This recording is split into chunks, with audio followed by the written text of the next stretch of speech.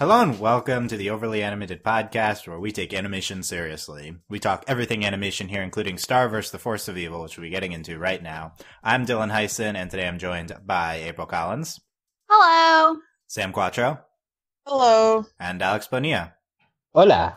Today, we are talking the March 17th episodes of Star vs. the Force of Evil Is Another Mystery and Marco Jr. that aired on Disney XD this morning and the Disney, whatever the Disney app is called, Watch Disney app.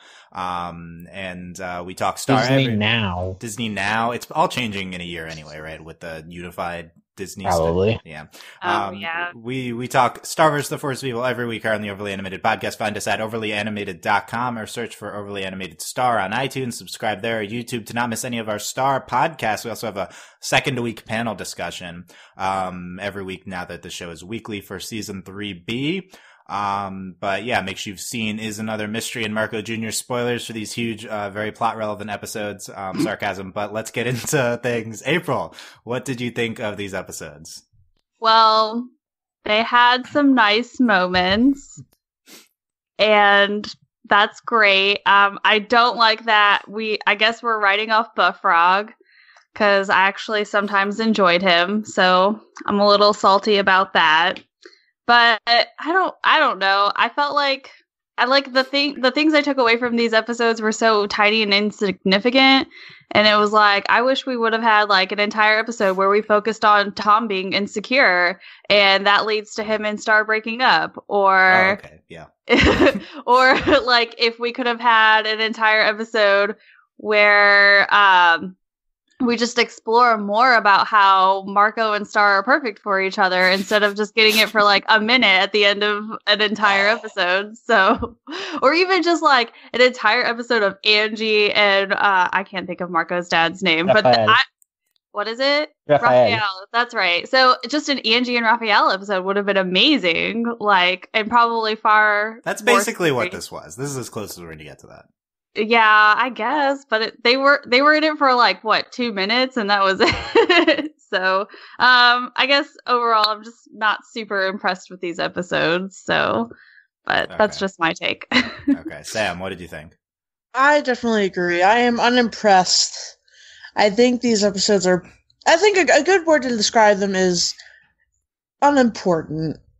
I mean, of course, the end of Another Mystery is like a thing. With all the monsters being like, peace out, Girl Scout, I can't be a Mooney anymore. What is that, peace out, Girl Scout? Yeah, bro. Can we get into that? No, joke. Wait, I'm ready for this discussion. But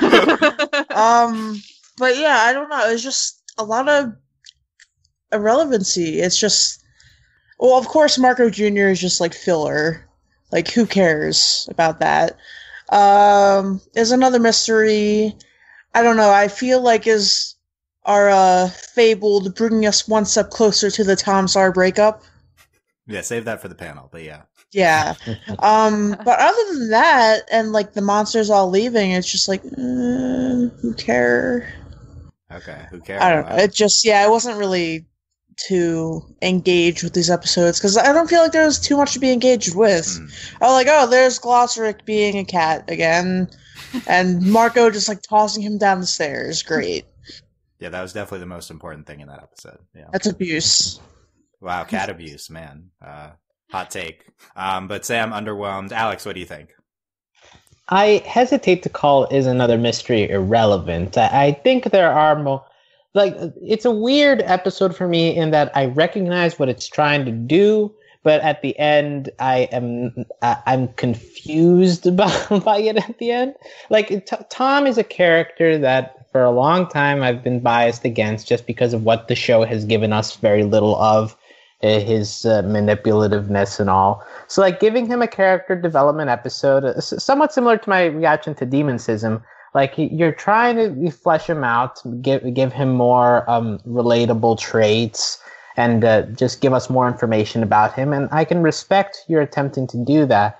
But you also undercut it with other things that we'll get into that make it not have the same impact as I think the show is hoping it would have on our relationship to Tom, our acceptance of him.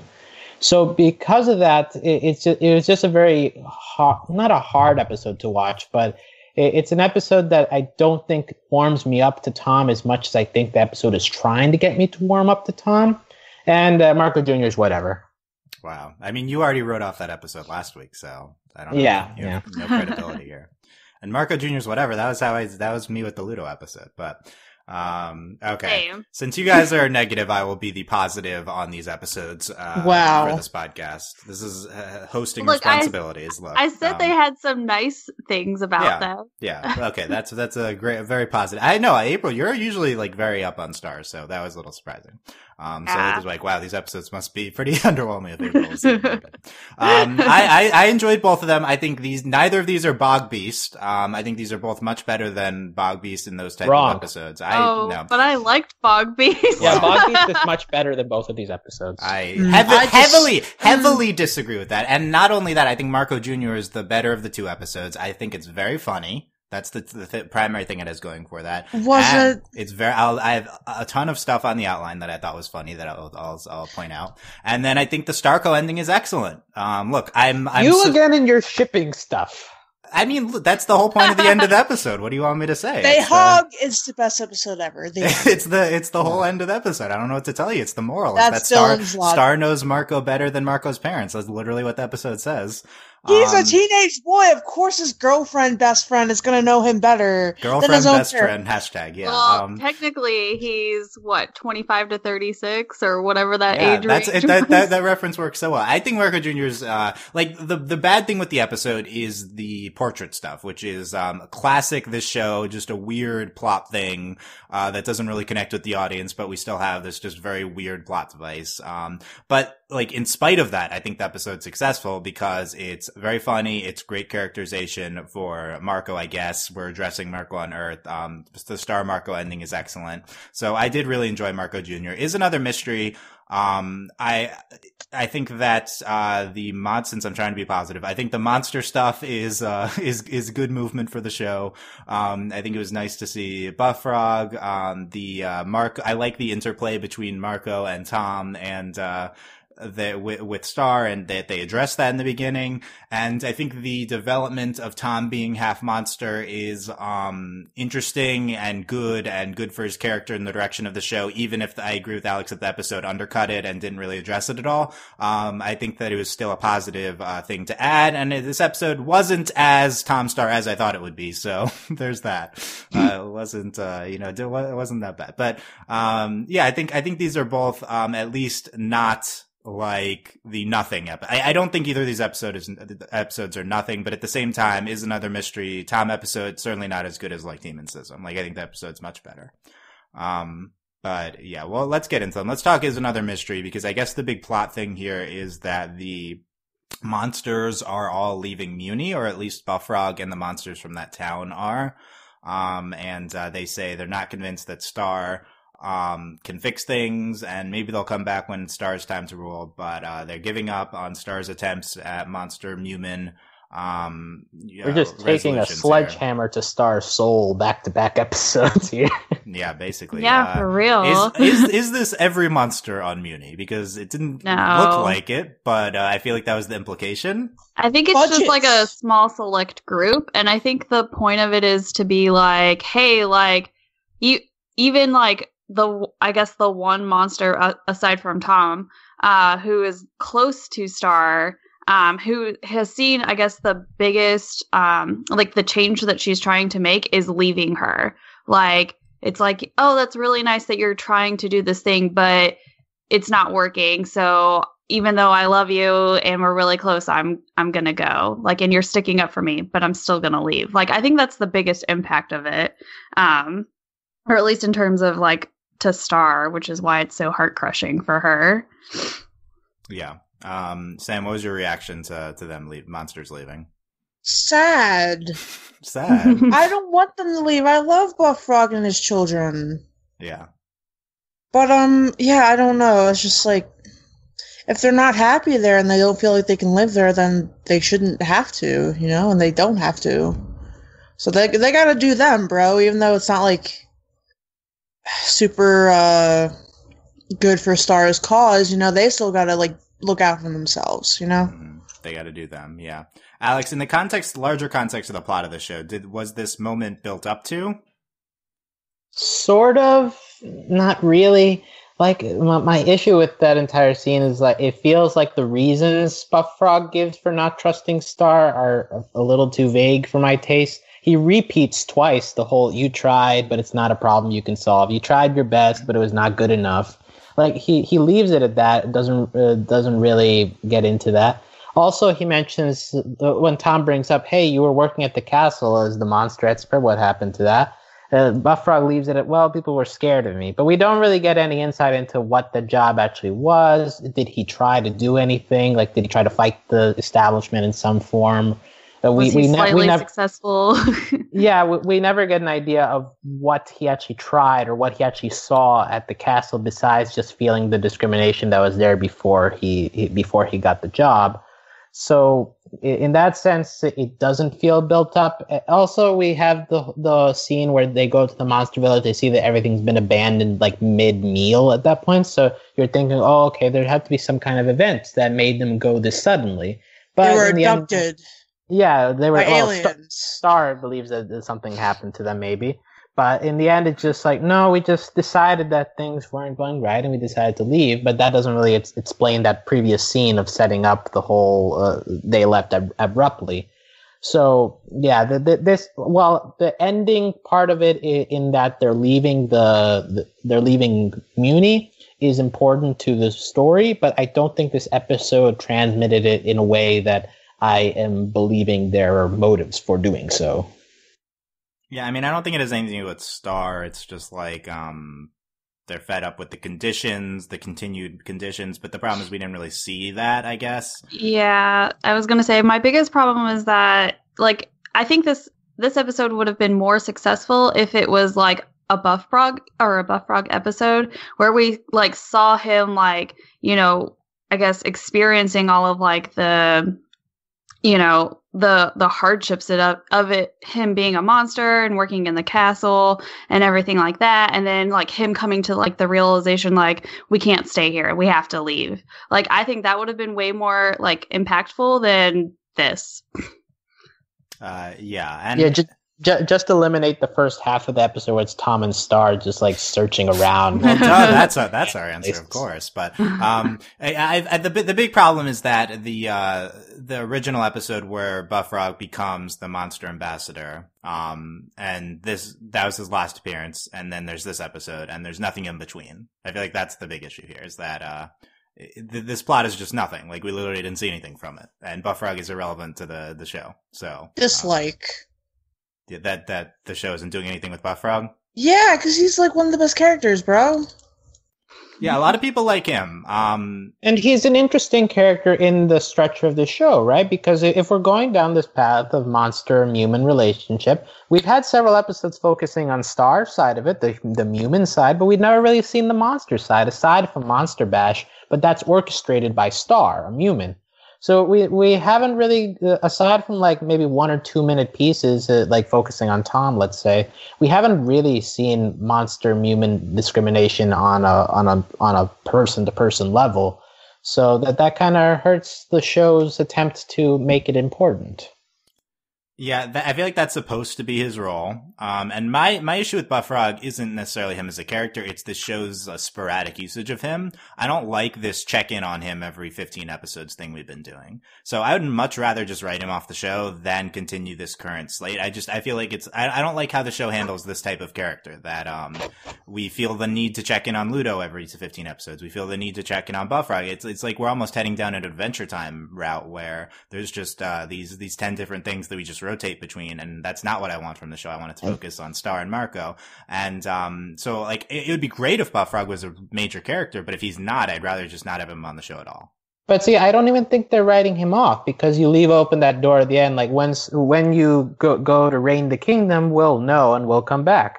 And that could be in 15 episodes. So at the end, it's like this, it's not really a writing off. It's just our every season check-in on him. Right. I mean, certainly you can interpret this as writing him off. He literally leaves, but I agree. I'm definitely not convinced, but he does leave in this episode. Yeah. He leaves, Right, but he he says, leaves. "I'm going to come back when the time is right." Well, when Star is ruling, he says that he'll come back, and that's probably And not anytime soon. Yeah. I mean, I like. Oh, this is speaking to more of the story, but I do think that's coming quicker. Well, we have, it's possible we're not clear whether we're heading down the Star ruling route or we're heading down the Eclipsa/Meteora ruling route. One of the two is probably happening, but we'll see when we get towards the finale. But it does move us closer with the Monster Mumin. I guess the impact of this is Star sees that her efforts aren't working. So I think it's going to be interesting to see what she does now because of that. This really is piling on top of Star's existential crisis with her not being a princess in the beginning, and they don't really address that. Star's just like, there's so much on my mind.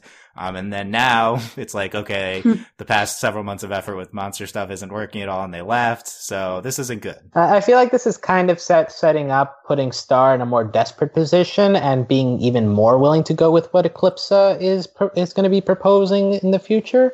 Because that's my only justification for just continuing to see Star recognize that she's failing at everything is just to make her more open to manipulation by other forces. So this is the Dark Star arc. We're finally doing it. Is that what you're saying, Alex? I mean, you have to understand, I guess, some of the similarities too, because I think it's really interesting that we're just now pointing out the fact that Tom is considered a monster. And so he's like, hey, like, you're a Mumin and I'm a monster. And look, if we can make it work. And it's like, oh, I wonder who was the other person who had a monster lover. Like, it's like they're setting up like that parallel almost. Like she's very, like she likes monsters. She doesn't have a problem with them. You know, Eclipsa liked monsters. She didn't have a problem with them. They were both seeing a monster.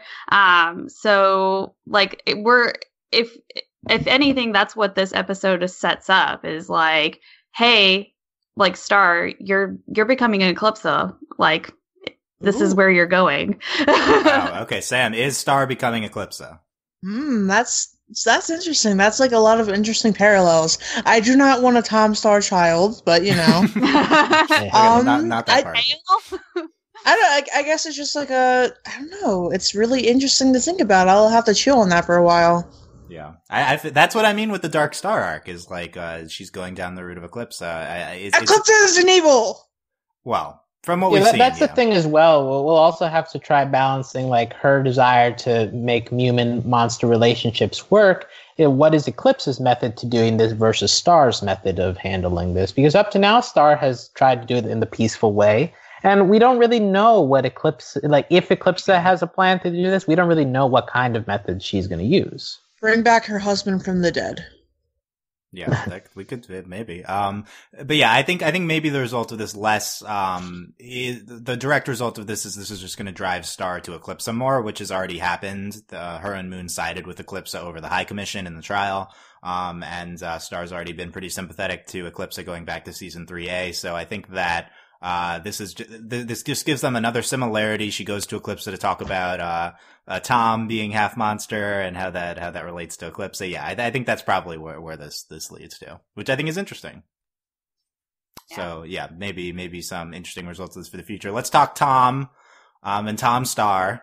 Our favorites. My primary reaction to the Tom Star in this plot is the same thing I've been saying every podcast that Tom's been on, which is that this isn't something that's fun to watch. Tom and Star together. Why are we like punishing our audience, et cetera, et cetera? But we've said that enough. So, given what's happening in the episode, April, did you find the aspects of Tom Star that we are exploring to be interesting?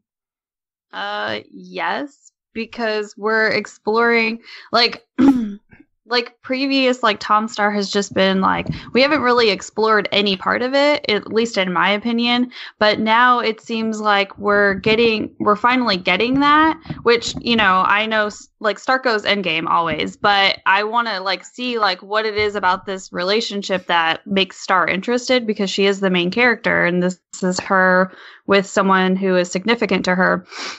but it's just interesting, like, because Tom's like so desperate. He had that moment where he faltered, and he was like, I mean, you can talk about it with me, right? Like, that's what boyfriends do. And I'm like, you should know this, like, like you're setting yourself up. And the whole like, oh, but I said something that was better than what Marco would say, and like Marco's a bro, one, but but also like he just seems so insecure in this relationship, and it's like that's not what I expected from their relationship. Like I expected him to be sort of very like, you know, cocky and like, yeah, I'm the better person and all of this stuff, but he's not that. And it's interesting to me that they're going to portray him in Tom Star in this way. Yeah, that's definitely one of the results of what we see is Tom being insecure about Marco. And I think that's inevitable given the types of storylines we explore, like with the end of Marco Jr. It's like, wow, they know each other better than anyone else. So that's like, that has to be something you're going to get into in this type of plot line. Yeah, it's kind of like a throwaway line at the end with so did I do better than Marco? But I wonder if that is going to be the wedge in their relationship with Tom just not being satisfied with Marco's presence as her squire. That or just Star being fed up with like Tom being jealous of Marco. Like, I think that's if I had to take a guess, it would be that one. It would be her just being like, Tom, like, stop being like this. Like, I'm with you. Like, why are you so worried about Marco? And then it comes to light that Tom's like, because Marco's in love with you. And then she's like, oh my God, me too. And sorry, I'm getting away. Like at least to me, the Tom jealousy part, like that's been a thing in this show forever. And also Tom being insecure, I think has shown itself in past episodes. Like Stump Day comes to mind at that whole Tom Marco fight was a classic sign of Tom insecurity. Oh, yeah. Stump Day was the thing that happened, yeah. Yeah, so at least to me, this episode doesn't show me much new about Tom in terms of his personality. Yeah. It's a similar. I don't think we've seen Star reacting negatively to Tom's insecurity about Marco yet. Like I think that could be a result. But yeah, maybe the big development here is Tom's tail and him being a half monster. Wow, finally the show got around to confirming this. Yeah, right. Sam, what was your reaction to Tom's tail? I thought it was just a thing that he had, but you know, whatever. Now we can look into him being demon passing, right? Or yeah, I don't know. You know what I mean? I thought the show was not going in this direction with the recent thing where Star went up to Moon and they talked about how aren't demons basically monsters. I felt like that was addressing this already. Yeah. I don't know. That was too far. That was too long ago. I don't remember, bro.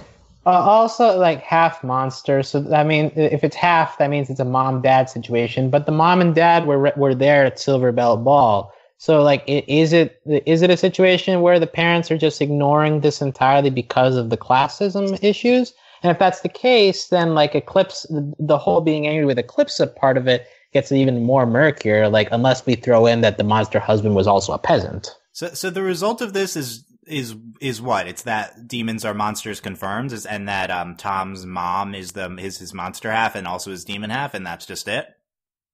Like is that what the result, like because his dad is normal human, presumably we saw him, and like what I'm struggling with what we're supposed to take away from this. Is it literally just that demons are in fact monsters, and Tom being a demon means he's half monster? I think so. Like if we're taking half literally here. Yeah. Right. I get, but that's not new. We already addressed this kind of.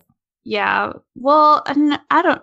So part of like I guess that whole like reveal of Tom being half a monster is that it's interesting because we've always been set up to where like, oh, like humans don't like monsters. We're not okay with this. But then why is Star's parents okay with her dating a monster? Like, is it just because, like, again, is it that like the classicism where just because he's royalty, it's okay? Like, what are we trying to set up here? Yeah, I think that's the implication in the episode where is this from Starfari where Star talks to Moon about this? Basically it's like that's what Star says, aren't demons and monsters the same thing? And Moon's like, yeah, but they're rich and they have and they're in power, and like, so I feel like this is just the same implication as that scene. Essentially, yeah. And like the one scene I'll give props to in this episode is the when when the monsters question him, like, but he's rich, right? That doesn't count, right? And like Tom has to go into explanation, like, well, yeah, I am rich, but like when I'm on the elevator with someone who doesn't know me, I'm a monster to him. Like that's a sort of interesting commentary on the whole racism discrimination issue that the show has been trying to portray through the monsters, especially in Monster Bash, which I think also did that fairly well. Like that one exchange stood out to me as like, okay, that was a solid piece of this episode. Yeah, it's definitely the deepest thing that they got into. That's like direct parallels to racism in our world. Yes. Like, yeah, with the messaging with that, yeah. So yeah, Tom is a tail. I guess we didn't know that even if we knew he was technically half monster, I guess. But yeah. I thought it was just like a demon thing, because like, historically, like in terms of like Earth mythology, that's like a thing that signifies the devil, demons, etc. They have tails. Also, Tom just completely looks like he belongs in Homestuck. So no Homestuck discussion. But I was really thinking that today. I'm sorry. That's not a good. Okay, but I guess it's just his demon tail. But as we said, demons are monsters, so it's demon tail equals monster tail. I guess that's the same thing, if that's the conclusion we're arriving at. The demon tails are pointier than monster tails. Yeah, I guess so. Wow, now we gotta be looking at tails, bro. Yeah, we just gotta have some tail research going on. That's how you distinguish the type of monster they are. Yeah, but anyway, Star seemed impressed with Tom's tail and was happy that he said he's a monster. And I mean, she wasn't impressed with the tail. She's impressed with him standing up for monsters and stuff, and him identifying as a monster, even though he is like hiding behind being a demon, I guess. And that's, but I mean, I guess that's like if we're saying that the same thing. And if we can make it work, then there's hope for everyone. They say, and then they hug. So hashtag Tom Star confirmed. It's happening. For this episode. It's not. Dylan, it's been happening for a while. It's all season. What do you mean for this episode, Alex? Yeah, Yeah. I'm like, no, it's been happening for a while, you guys. Hold on. Yeah, I will give it this. This also adds another wrinkle to it, because now that Star in the show knows that Tom is a monster, that's going to be throw a little bit into her stance of trying to get monster-human relationships more common, if she's going to feel some kind of obligation to be with Tom for the purposes of political reasons. And that's going to also mess stuff up. Like, if you're Star, how do you break up with Tom? Yeah. I don't know if the show is going to go down that route, but it does add a potential wrinkle in the future in the whole Tom Starco stuff. Yeah, and we'll push that to season 4 probably, given the pace we're on. But that's gonna be interesting. Other random things from this episode: the Katrina. We've gone this long without talking about Katrina. She has arms now. Yeah. Yeah, now she can write and like hug things like me. She has really pretty pen. like all humans. Okay, how about that? I want to hug Katrina. I'm sorry, she's adorable. Yeah, Katrina's incredible. She gives Star this like thing, this like charm. Yeah, Lucky charm.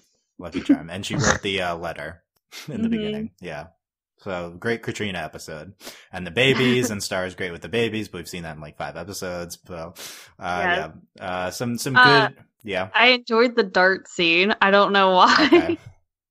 Where she's like, hey, what's that in your neck? And he's like, what? There's nothing in my neck. What's that in your arm? And she like, I don't know why, but I enjoyed that scene. That scene was good. Why am I on the floor?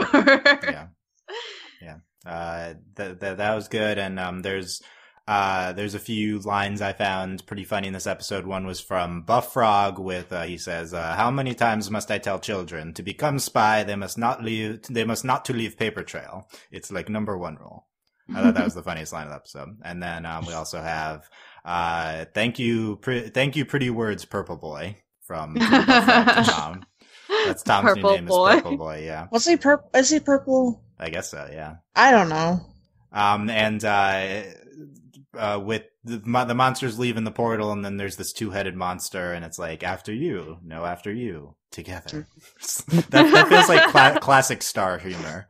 They were part of Ludo's gang from season 1, right? Really? Wow. I feel like I've seen these guys them. a couple of times. I was just like, oh, look, these guys are back. Like, no, they're from the episode with the fortune cookies.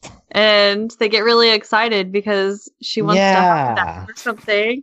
And then they're like, we're trying to make this relationship work. I remember this. Yeah, I thought that was good. There's also the burlap sack scene. With Tom and Star in the sacks. Tom is claustrophobic. Poor guy. Poor baby. Aw, yeah. Can't you see they were like saps?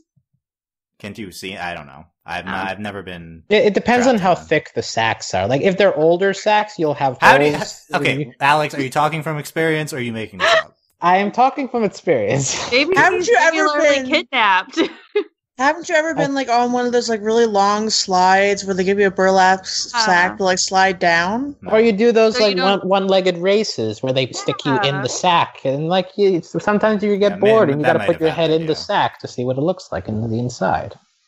I think you guys are making this up, but okay. This was a field day thing in elementary school. Yeah, exactly. Field day. Yeah, I agree with that. Lastly, the balcony scene we talked about a little bit already, but Star's like, so much on my mind. Tom's like, you can talk to me. Yeah, and then Marco barges in. So sure, Jan. It was. I believe Tom in the scene. I think Tom was genuinely trying to be concerned about. I think as always with Tom, it's kind of a mixture of he's genuinely trying to be nice to Star and he's also trying to appear like he's a good boyfriend. So it's like mixed motivations with him. I don't think he's fully freed of his I just need to look like I'm a good boyfriend. Like I don't think he's past that yet. But yeah, I think the show, like in a vacuum, it's doing a good job of making Tom a real person. Like it's an insecure teenager. This is how I think like a 14-year-old would date somebody. Like is this what I'm supposed to do in this moment? Oh, okay, maybe. Yeah, that sounds right. Oh, but am I doing better than your ex from like 2 months ago? Yeah. Like it does feel in that sense that it's being realistic. The problem is it's not always fun to watch. I think it's awkward. I don't blame Tom, for what's happening right now. I'm convinced Tom is a decent person now. I think he's completely fine. He's realistic. He's good characterization. It's more just like the show's decision to have Tom and Star together for a whole season. I feel that's like the problem. I don't blame Tom. Tom's fine. Tom fangirls, yeah, it's fine. Yeah, that's so sweet and mature of you. I love it. That's sweet. That's like it's like at least not. Wow, let's show empathy to a teenager. How brave of us. Yeah, I feel like that's the bare minimum. Exactly. Considering all Dylan ever does is talk about how terrible Tom's is. I used to hate on Tom a lot more, but I do genuinely buy his growth and stuff. I think the show's done a good job with that, even if I don't know why we need to see it. That's more of the point. Yeah. My only thing, leave the "did I do better than Marco" lines out. That I feel like that hurts the episode. It felt a little much. Yeah, it felt extra, but I couldn't tell if it was for comedy's sake or to try to drive home the jealousy point, because that's going to become relevant later. I think it's one of the two. But yeah, okay, is another mystery. Let's talk Marco Jr. And by the end of this discussion, you all will be with me that this is a great episode. And great's a little much. It was fine, but okay, I'm ready. Okay. We're on Earth here, so first of all, this is surprising that we're back on Earth so soon. I think. And Marco doesn't know what the heck is going on. Yeah, well, you say so soon, but it's been 6 months. Really? I guess for us, it's also been a similar time period, but yeah. And, Marco's, he's like, so what kind of party is this? Bird day? Is that a thing?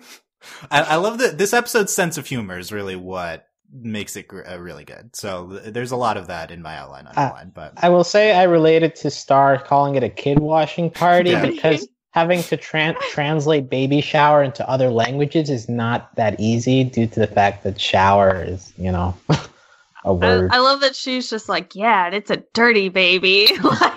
Yeah. I mean, when the baby is inside the mother, it is a little bit gross. Okay. That's funny, them trying to figure out what type of party it is. And Marco doesn't have time to read invites. I also God. I also think it's very in character for Marco. Yeah, Wow, I was Marco. really annoyed with that, actually, because I was just like, oh, Marco hasn't grown up at all since he's left for Muni. He's still the same. Yeah, he's still Marco. I mean, come on, they're still 14, but yeah. What an only child, like, Right? what a brat. Wow, what's that? Such discrimination against only children. Jeez. Wow. Hot take from Sam there. Anti only children. Okay, whatever. Okay. I'm sorry that I had like 3 other siblings. Marco's mom is pregnant. Hermanito, Marco Jr. That's not how it works. You don't name your son after your son. That's what we've been saying when we saw this title for like weeks. This isn't how this works. Yeah. I feel like people have done that historically. But yeah, I think George Foreman named all his kids George. yeah, No, like he named his daughter like Georgia or something. No, but Yeah. that's based on his name, right? Like that's how it's supposed to work. Like this They're is just- No, but you're naming all of your kids the same name is my thing. okay. Yeah. Well, that's I mean, obviously the junior thing's supposed to be after the father and stuff, and this is just after basing it on an older sibling. And But because Marco doesn't exist anymore, it's was like, gonna well, say, just make a yeah. second Marco. Marco 2.0. Okay, speaking of that, I think the show is, when I say that this episode is much better than Bog Beast, when I watch Bog Beast, I feel intellectually talked down to. Like, I feel like it's a kid's show. Like, there's a moral. It's like, okay, we're teaching Star a moral. It's a basic trick. This episode, I think, is very smart and has biting commentary on society. And like this episode feels much smarter to me. I don't feel like I'm watching a kid's show. Here's my best example: is that we're addressing the basic plot of this episode with Angie being pregnant, and Marco's I don't remember what leads this line, but or he's like he's not kicking for me, and Angie's like, I think his brain is the size of a grape. Speaking of which, I'm gonna eat a whole bag of grapes. So first of all, we have the takedown of the baby's kicking. It means something, which I think is very good, and also parodying the pregnancy eating and stuff. And then later, Angie says, or I don't remember which of them says. It says, we were so lonely, we decided, hey, why not have a baby? Oh my god. You call this biting commentary? Yes, I think this is biting. I mean, this is basic biting commentary, but I think it is biting basic. commentary. That's the word for It's it. very Like, It's very anti how society looks at pregnancies and having children and stuff. I Well, agree. It is That's basic. true. I appreciated that just a little bit. Well, but see, I did I also... think- Oh, go ahead. Well, I think this episode is just hammering home that Marco is a selfish jerk. That's all this is doing. Like that moment where it's like, oh wow, I felt him kick, but that's because he bumped Star out of the way, and the way Yeah, sure. That's the way part of Angie- it too. Yeah. the way Angie responds is like, oh yeah, sure, ask me first, but because Marco is just not caring about what's going on around him. And that's this entire episode. This entire episode. Okay, is I think there's Marco- more than Well, that. okay, There's more than I that. think Alex. I really enjoyed the part where she's just like, yeah, sure, Marco, just go ahead and touch my stomach, because Yeah, that there's too, yeah.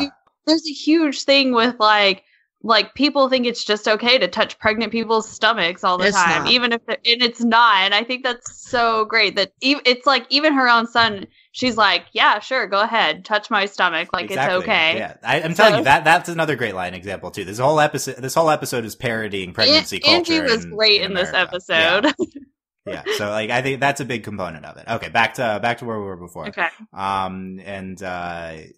We have this great exchange between Star and Marco's dad. Star says, wow, I felt him kick. We might have to find a spot for this little guy on the Muni King's Guard. And he says, no, I think stealing one of our sons is enough for now, Star. Yeah. That's Wow. great. I'm glad we both wrote that line down. Yeah.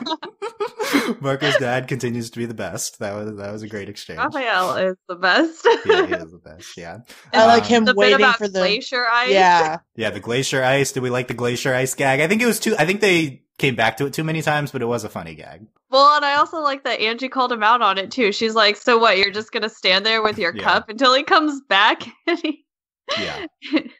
Like Alex, I agree that the Marco being a jerk thing. I feel like that's like half of the episodes on the show at this point, so I just like don't even Yeah, and see, process it. that's why I have a hard time getting excited for Marco episodes post season 1, because it feels like that he's been demoted as a character to that. And Yeah, If maybe like we should move on from this viewpoint of Marco. Yeah. yeah, like Especially show if him Marco's actually gonna have- grow for once. Yeah, I think so. But I guess when they do comedy episodes like this, they revert back to it because it's the dynamic, the established dynamic here. Yeah. We also have Gustav. We're excited to see Gustav. No, he was there for like 2 seconds. Yeah, he was. Yeah, had a big present. Yeah, he had a big present. I wonder what it was. Yeah, Marco's dad's like, wow, Gustav, you outdid yourself. He didn't even open the present yet. He just had a big present. Well, no, because like we were waiting for Angie to eat her grapes. It was probably a chainsaw. Chainsaw? Yeah, I don't remember the Gustav episodes. I don't remember, though. It was probably meatballs. Meatballs? Yeah. So okay, no, it was like a big present. Like, what would a baby have use for? I don't think a baby would have use for like a bunch of old meatballs. Like a crib, something like that. I don't know. I think it might be like a high chair. High chair, yeah, it could be any of those things. Sure. But yeah, they don't have a present for Marco Jr., so they go to Quest Buy. Yay! Let's have an Earth episode, but also let's have half of it on Muni, just because, you know. Just like go to like Babies R Us or something. That would have been way more exciting if they had gone to Babies R Us. Yeah, they should have went to just an Earth store. That would have been good. It would have been better. But here's another very funny exchange. Star says, "Baby's first hidden poison capsule. What's safer than not having enemies because you poison them all?" Perfect. Yeah. I wonder if Star had that when she was a baby. I mean, Star as a baby. I think we've seen flashbacks in the past that Star just had a wild childhood.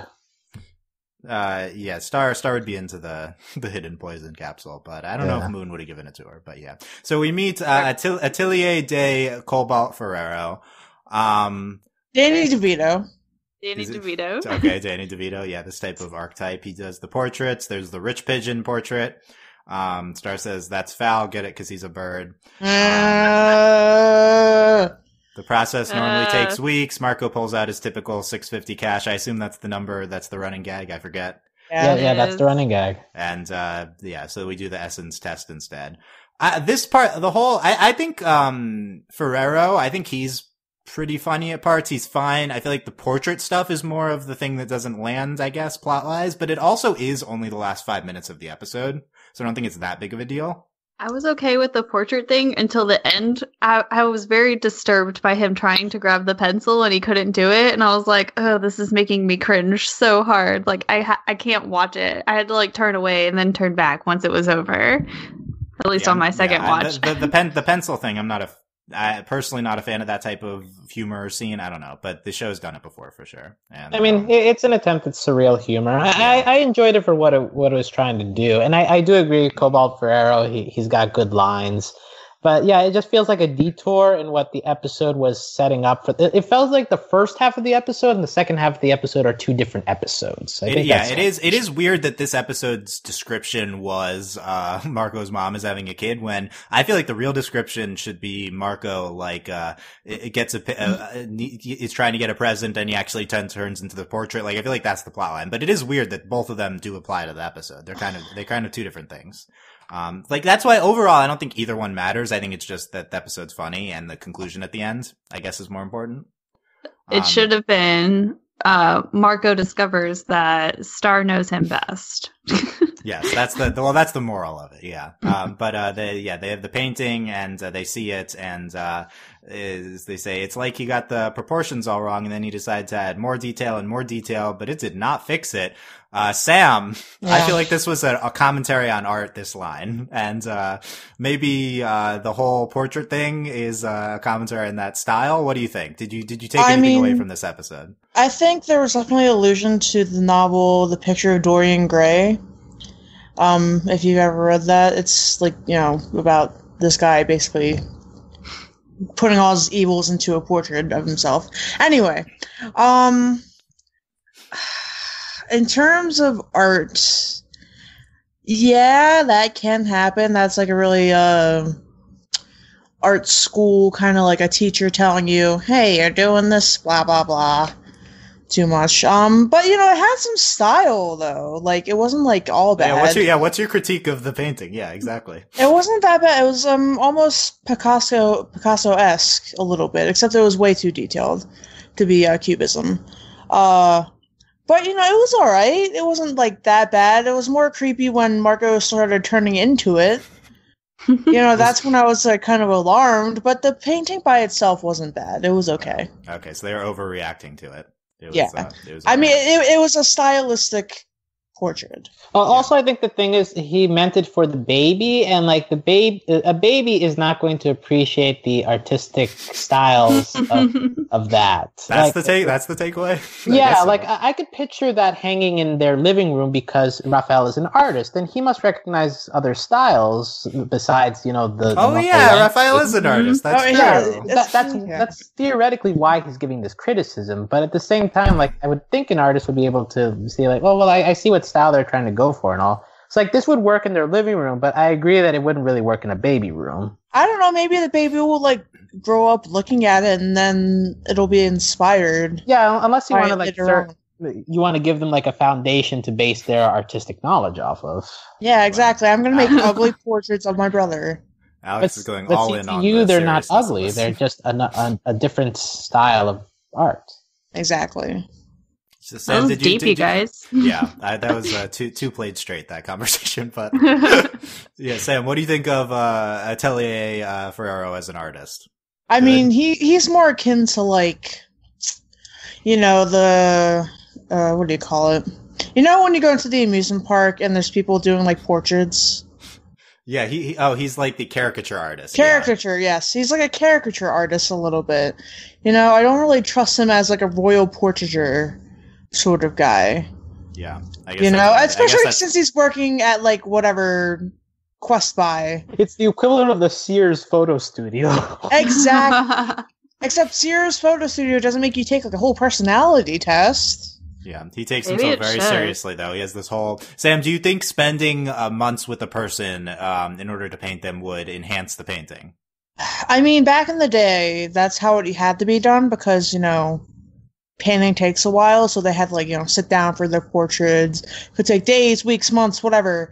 So, of course, they would get to know their subject a little bit better, and, maybe the portrait would turn out different.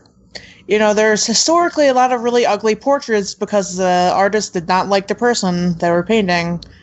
So, I don't know. Yeah. I don't think so. I think it would, like, reflect maybe their truest self. Yeah. But, that's why he thinks he's a true artist. And also it's magical too, so. It's 2018. Yeah. The reason why I feel like having 10 minutes of art discussion here is appropriate is because of course it's art people making the show. So like I feel like a lot of this is instilled into the episode, definitely.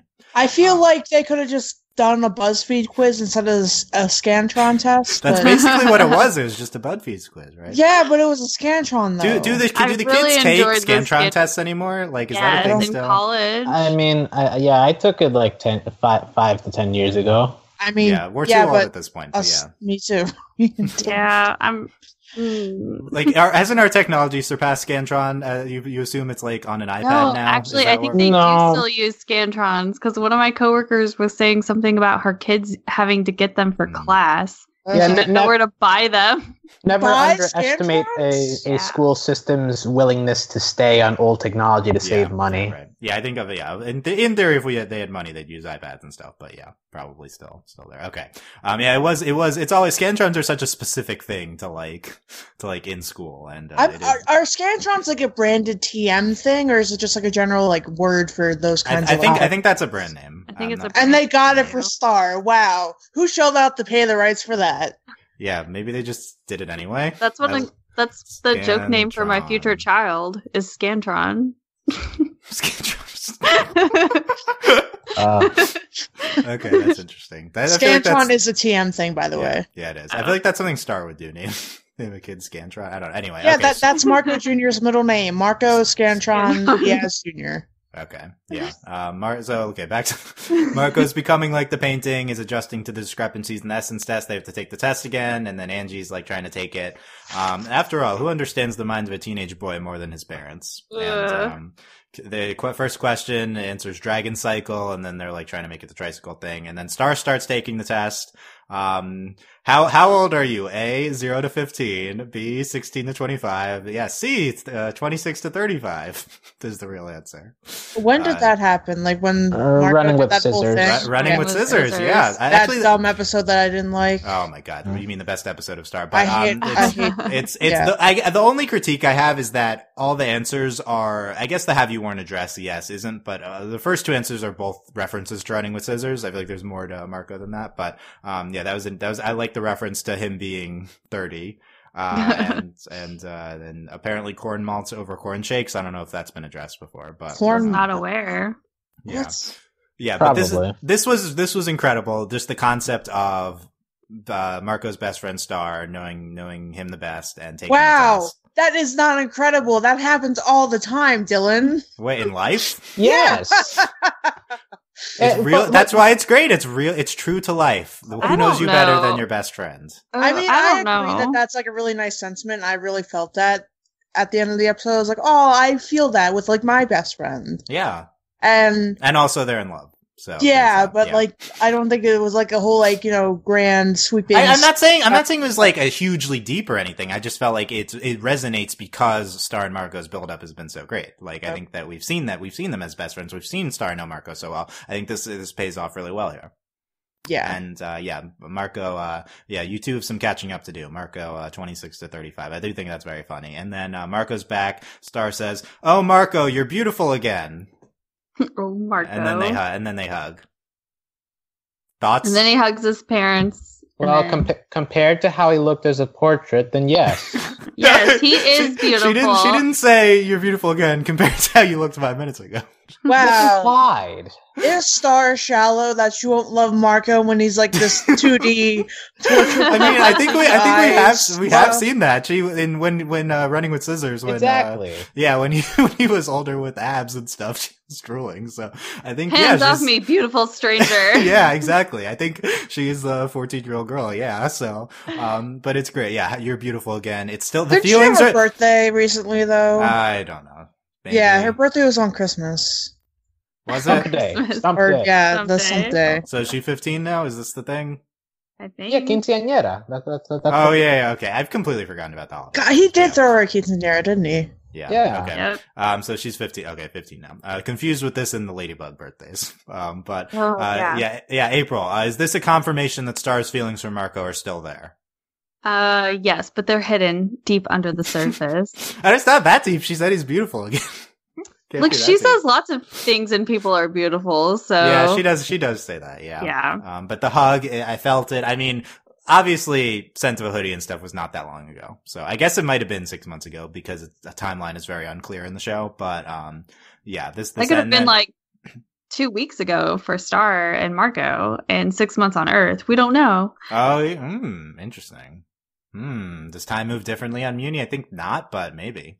Yeah. Maybe we should explore that. It moves differently in Eclipse's dimension. So, but yeah, Marco's grown up now, and he hugs his parents, and they'll visit more, and then it's like a discount on family portraits. at the Hey, end. you have scissors. They work both ways, right? Yeah, That we're line. calling Marco out. Jeez, yeah, why isn't he visiting more? Well, but they don't have scissors, so they can't.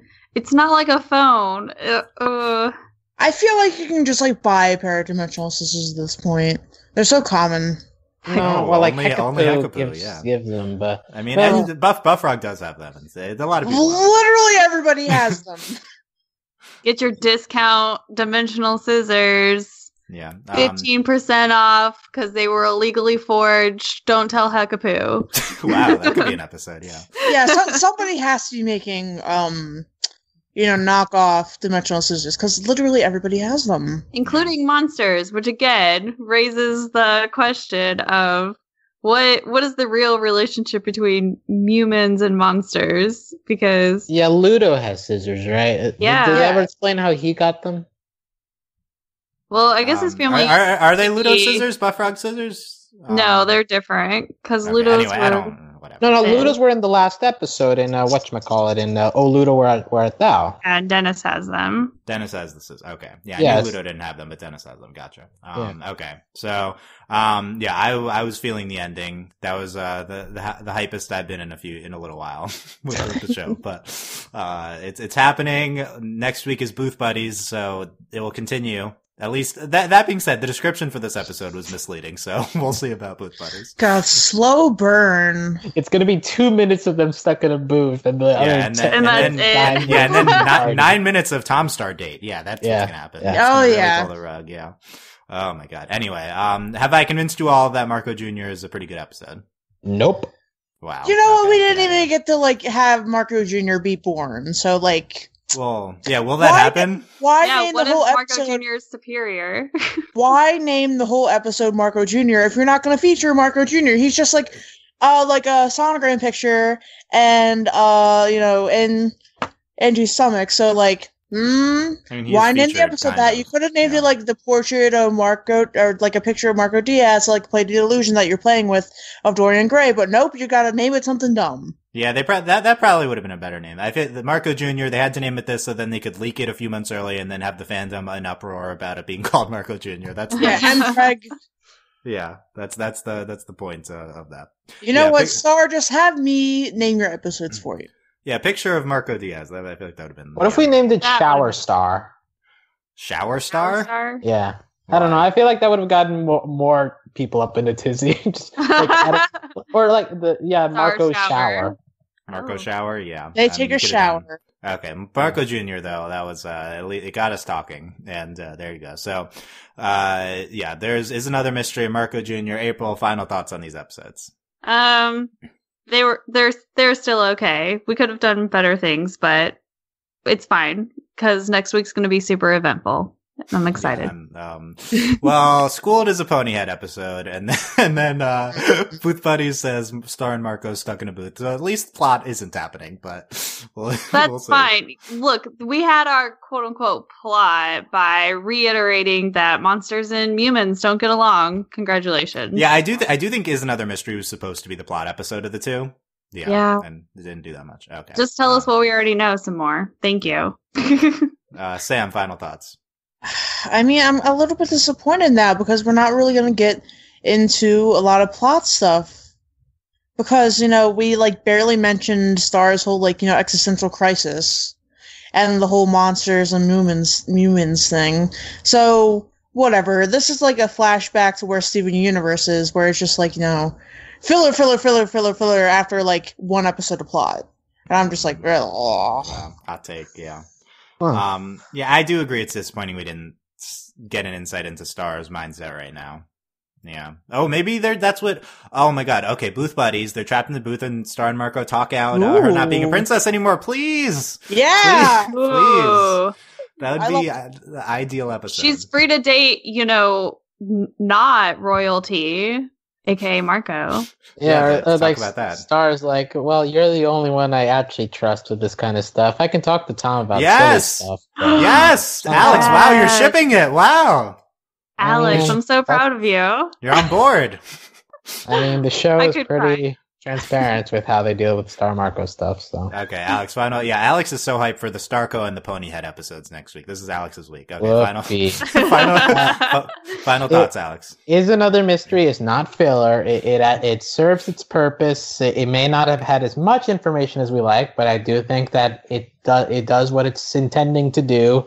It's not the most entertaining episode, but I think it's all right.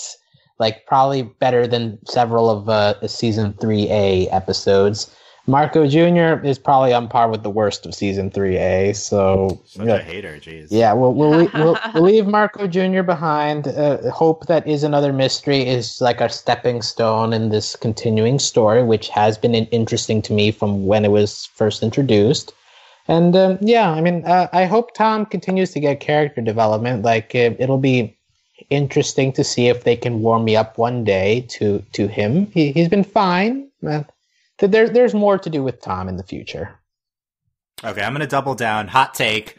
Okay. In terms of personal enjoyment, I enjoyed Marco Jr. the most out of any episode of season 3B so far. Really? That's impossible. Wow. Well, I mean, I'm not gonna say it's a better episode than Total Eclipse of the Moon or Butterfly Trap. I think those are better episodes, but I personally got more out of this episode. You had more fun. I had more fun You with had this more episode. fun. Yeah. Okay. Yeah. That makes sense. I mean, I if think the that's humor reasonable. works for you, it works for you. It was very reminiscent of like season 1. So I can appreciate it for that because it's just kind of. And you know why this I had more enjoyment of this episode because it's the only one where Marco and Star are actually doing things in the same episode. Yeah, like that's. You're right. We haven't had Marco in forever. I didn't even realize it. That's why I've been enjoying all these episodes because we have so little Marco. Wow, Marco hater and who don't you hate, Alex? Jeez. Where's Kelly? Give me more Okay, Kelly. Kelly. Yeah, that's true, Kelly. Yeah, Kelly and Marco. Will Kelly be in the remainder of the season? I feel like if She'll we're favorite for Bruce no. Buddies. Give She's her in the at least a intro, minute. isn't she? She is in the intro, but that does not mean there's no Jana either this season. So. Yeah. Well, you know what? That's dumb. We need more Jana. We had Jana like Also- once. Also, the whole just season. a brief moment of silence to the Jackie people who wanted Jackie to be on an Earth episode. Yeah. So rip. We had a one Earth episode and Jackie was not on it.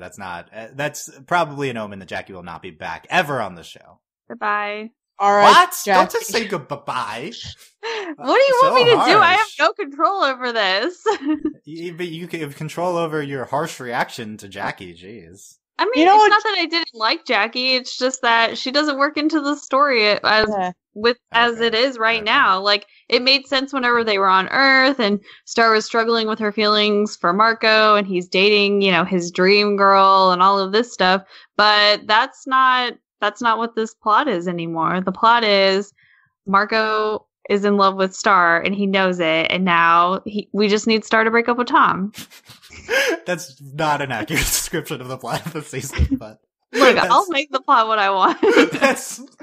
that's what we've been assuming it was going to, but no, we've just had this whole Tom Star season. Okay, so God, why are we all just gonna write the biggest fanfic that just like makes all of our dreams come true? We're that's getting what this together. podcast is. Oh, I was gonna say we're getting together after this and starting. Yeah, we're Yeah. gonna brainstorm a little bit. Yeah, we're gonna have a collective writing session. We're Yeah. gonna write the overly animated Star fanfic. Okay. God, we should do that.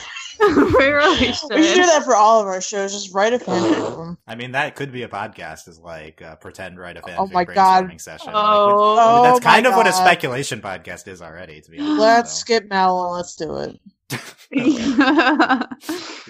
Yeah. So yeah, let us know what you thought. If there's another mystery in Marco Jr., leave comments YouTube or on our website, overlyanimated.com. Make sure to subscribe to Notice our future Star podcast, including our panel coming up later this week. Check out our previous panels and come talk with us about Star on our Discord, overlyanimated.com/Discord. Support us via Patreon, patreon.com/overlyanimated. Thank you very much to all of our current patrons, especially our patron of the podcast, Taylor, aka Needle, and thanks as always to our patron executive producers, John, Ryan, Steve, Alex, Andy, and Hugh. Yeah, be back next week with Schooled and Booth Buddies. The panel on this is coming up and a bunch of other stuff at overlyanimated.com, including Final Space coverage. What else we got happening? Miraculous Ladybug podcast just came out. There's a big crossover with Star and Miraculous Ladybug fandoms. Check out our Gorezilla recap of Miraculous Ladybug. That was a ton of fun. It was And, lots of fun. Thank you guys for listening, and we'll see you next time. Bye. Bye. Bye.